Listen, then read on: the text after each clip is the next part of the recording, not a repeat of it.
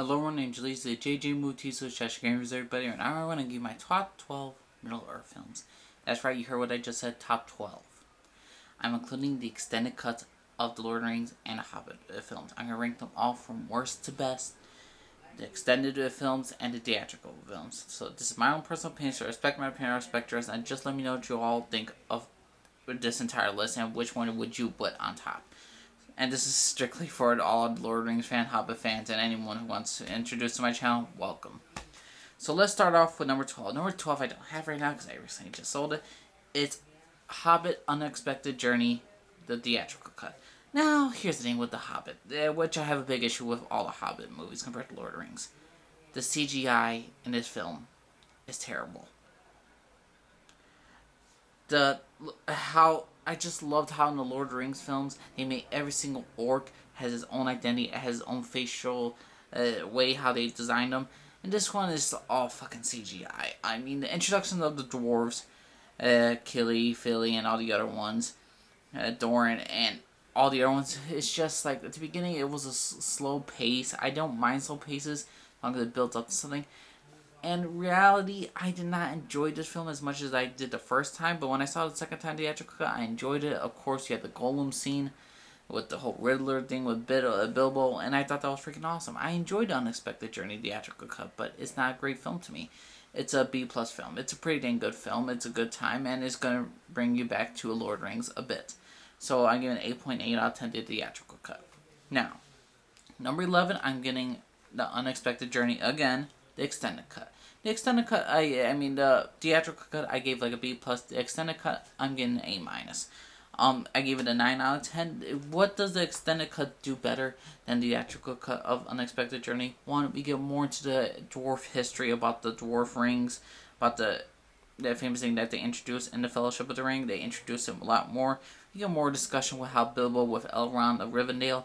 There's a lot more detail, a lot more discussion, and the pacing is better off in my opinion. So if you're going to tell me which one's the better of the Unexpected Journey, I say the extended cut. The extended cut, it's basically 10 minutes longer, not including the credit scenes. The credit scenes doesn't add much to the the credits of this extended scenes are like 15 minutes, like 15 to 60 minutes long. I mean, they just go on for a long freaking time, the credits. But overall, the Unexpected Journey, the extended cut, is number 11 on my list. It's a 9 out of 10, A- film. Now, for number 10, I'm going to give to The Hobbit, Battle of the Five Armies, the theatrical cut. Now, the theatrical cut is to me the weaker of it. It's a flawed film. I enjoy the entire thing with Bilbo and Thorin Oakenshield. I like the line of Thorin has ended. I greatly enjoy the battle sequences. You know, the CGI was sometimes on and off. The Battle of the Five Army was at the conclusion to the entire Hobbit trilogy, and it also the end to the Lord of the Rings trilogy as well. I mean, Lord of the Rings in general. And I just loved it. Also, the last credit songs, Battle of the Five Armies, The Last Goodbye. Fucking amazing song. Love it. That's tied with me with my favorite song of Middle-earth. But overall, a pretty great film. I enjoyed it. It has a little bit of pacing issues, and they didn't develop. And I just felt like Thorin getting over his madness was really quick. But overall, out of a 10, I'm giving it a 9.3 out of 10. I enjoyed this film. The theatrical cut, I gave it 9.3. Now, I'm going to get, and that was number 10 on the list. I'm sorry, I'm reading off it like this. And number 9, I'm getting into another extended cut. And this is The Hobbit, Desolation of Smaug, the extended cut. Here's the thing. I love The Hobbit, Desolation of Smaug, but the extended cut to me ruins the pace of this film. Now, what does the Desolation of Smaug introduce? Well, we get more into Thorin Oakenshield's father. I forgot, Thrain. He's alive. He's at Goldor. I'm sorry if I'm pronouncing that wrong, but Gandalf is with him. He gets into more of a fight this one, and we also get to see some pretty dang great action scenes. A little bit extended cut. We get more of the Skinwalker. I have it right here. I've written this stuff down, so I did not just forget it because I want to get everything good. It's Bjorn, the Skinwalker, and more of his backstory, his history with his people. What I did not like about this, the extended cut of this film, was the forest. The forest how it's being haunted, how Mork was slowly being haunted, it takes away the film and it takes away the pace. It takes like at least 5-10 minutes, which helped the theatrical cut better. And to me, the extended cut kind of ruins the pace of the Desolation of Smaug by trimming it down a notch. And even though we get more Radagast Brown, which I greatly enjoyed, because I really do enjoy Radagast, but Desolation of Smaug, the extended cut, to me was just very it just really brought down the pace of how I remember I saw the theatrical cut. I'm like, man, this was really great. The pacing was awesome. The extended cut kind of brought it downhill. I'm glad that I got more of Doran's father Drain in this film. It just wasn't there for me as one of my favorites. When I really went back to the extended cut, is not something I will go back to between the theatrical cut or extended cut. So yeah, Desolation of Smaug. The extended cut is number. Hang on, I got it right here on the list, and it's number 9. Now, here's another extended cut. Number 8 is none other than Lord of the Rings, The Two Towers, the extended cut. I know a lot of people are going to be upset about this, but here's the thing. Just like Desolation of Smaug, the pacing of the extended cut kills it for this film as well. The pacing of The Two Towers, to me, kills it from the theatrical cut. Granted, do we get more information, just like in the Desolation of Smaug, more into this Middle-earth history? We got more about Aragorn's age, Eowyn's terrible cooking, apparently. My favorite extended cut scene was Boromir, how they interact with their father, how they interact with each other. I thought that scene was freaking great, and Sean Bean, or Sean Ben, whatever you want to call him, he was pretty fantastic at this. And overall, I enjoyed the extended cut. I do enjoy it. It's a 9.6 out of 10. It's a film. I mean, it's pretty dang fantastic. I like how Sam and Gollum talk at the end, how Frodo didn't betray you and all that stuff. I like that we get more Rohan's, more history, but again, this thing with something to do, again, in the forest, with Merry and Pippin with Treebeard kind of brings downhill a bit, because they include more scenes of them inside a forest with Treebeard, but I did not, same thing with Desolation of Smaug, when they go to a forest and when they extend it for so long, the pacing goes off, and to me, the Two Towers did the same thing again with the Desolation of Smaug, and it just went downhill a little bit more, but I prefer the Two Towers extended version over the Desolation of Smaug extended version. So yeah, Two Towers extended version, number 8. Now number 7, and to me this is a superior extended version by a long shot, the Battle of the Five Armies, the Hobbit Battle of the Five Armies, the extended cut. This is ranked number 7 for me, and this was freaking amazing. The extended cut is lot better than the theatrical cut, in my opinion. The theatrical cut I gave a 9.2 out of 10. This gave a 9.6 out of 10. This film greatly improved upon it by so many levels.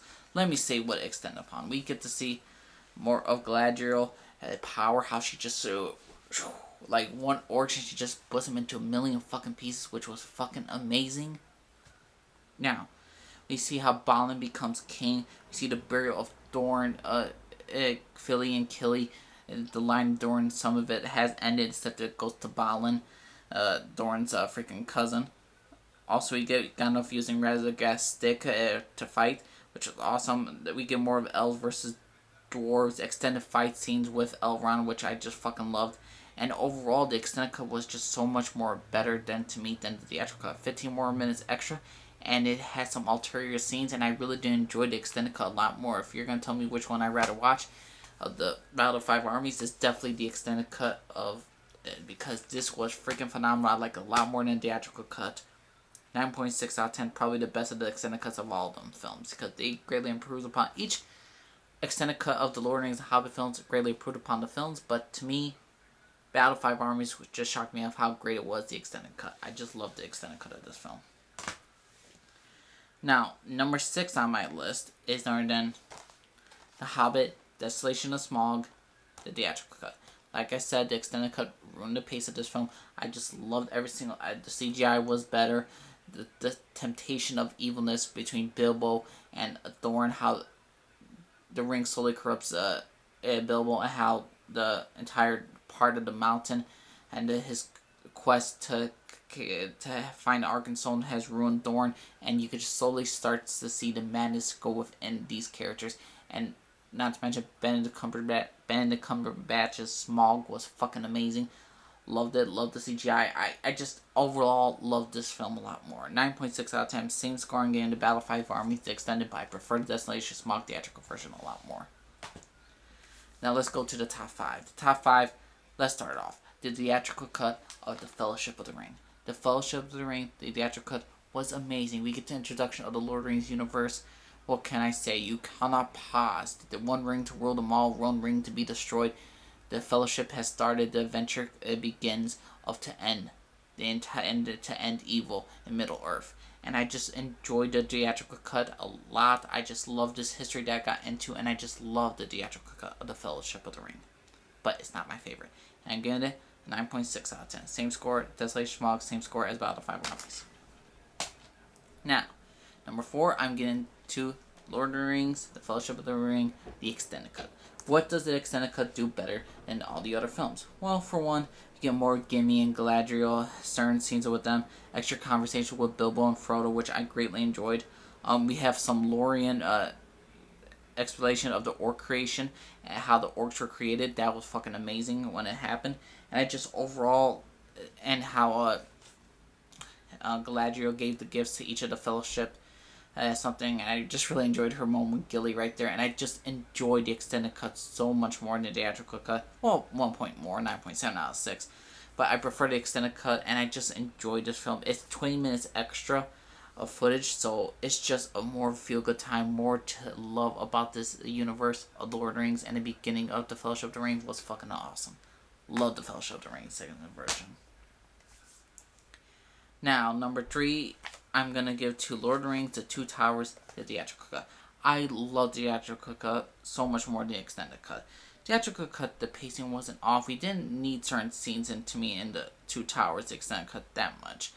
I was interested in Aragorn's age, but I preferred it if it was the lead scene. I just really enjoyed this thing. It's just the Battle of Helm's Deep was so awesome. The introduction of Rohan Daeldon King, one of my favorite characters of the Lord of the Rings series. The end of the fight against Isengard was awesome. Gollum makes an appearance. Gollum leading Fram and Soda to Mount Doom, to every single thing. Seeing Gandalf the White returns, and overall this film was fucking amazing, and I love it. 9.7 out of 10.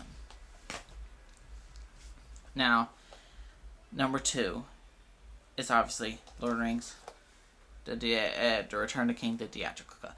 I enjoy the theatrical cut. I love it. It's the epic conclusion to the Lord of the Rings trilogy. This was saddening. It had heartbreak. It wasn't no lovey-dovey crap. It wasn't no happy freaking endings. Not everything had a happy ending, and there are losses along the way before there is peace. I just love this film. The war scenes are awesome. The CGI is awesome. The CGI looks like you're actually there in that freaking place. Like the landscapes is there, unlike the fucking Hobbit series. But the idea of victory over defeat, the idea of them facing impossible odds, the idea of friendship, love, hate, how everything could be so great in a film, and it was the theatrical cut. Number 2, I gave that like a 9.8. And my number 1 favorite is Lord of the Rings, the extended cut, a 10 out of 10. This was fucking amazing. 43 minutes extra of footage. 43. They say that it's 63 minutes, but if you take away 20 minutes of the credits away from it, then it's really just 43. But either way, 43 minutes of an extra of a film. I wrote down the list of what does this film freaking have for its thing. You get Faramir and his father. You get Éomer and Éowyn. More scenes with them, Faramir and Éowyn, how they fall in love. More battle sequences, Witch King versus Gandalf. I fucking love that scene. What else can I say? Aragorn and Saruman talk, the mouth of Saruman, or Sauron, and how Saruman eventually dies, and Grima Wormtongue, Theon forgives Grima, Legolas is drinking with Gimli. I just fucking love that scene. Merry and Pippin, a little bit backstory between them. What else can I say? It's just... Oh, and the extended cut of this gives Christopher Lee in the theater version did not have the credit scenes for Christopher Lee at the end, and in the extended cut he is in it, so which I greatly happy about that, because Christopher Lee was a part of the Fellowship and the Two Towers. Sad to say, may he rest in peace, good sir, because he deserved his spot, and overall the entire credit scenes I just loved. I mean, the extended cut was just fucking amazing. It's a 10 out of 10. A perfect movie to me. Perfect. Perfect, perfect, perfect. The extended cut. I love Hobbit. Love the Lord of the Rings trilogy. I love every single thing about the Middle Earth franchise. And that is my top 12 films of the Middle Earth. Let me know what y'all think of them. Subscribe if you like this. Screen up down. Leave a comment down below. Let me know. Respect my opinion. Respect yours. Let me know what y'all think of where I should have put each one in film ranking. Let me know what y'all think of this. If you've not seen the extended cuts, I recommend seeing the Battle of Five Armies, the extended cut that greatly improved upon the film. The Return of King, obviously, extended cut, 43 minutes extra footage. You can't go fucking wrong.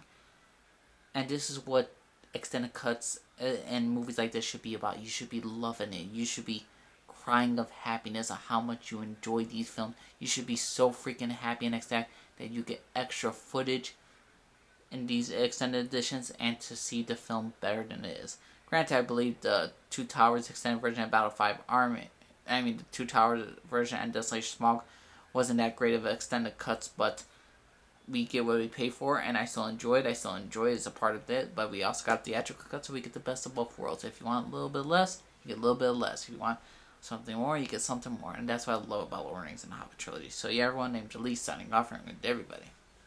Bye bye.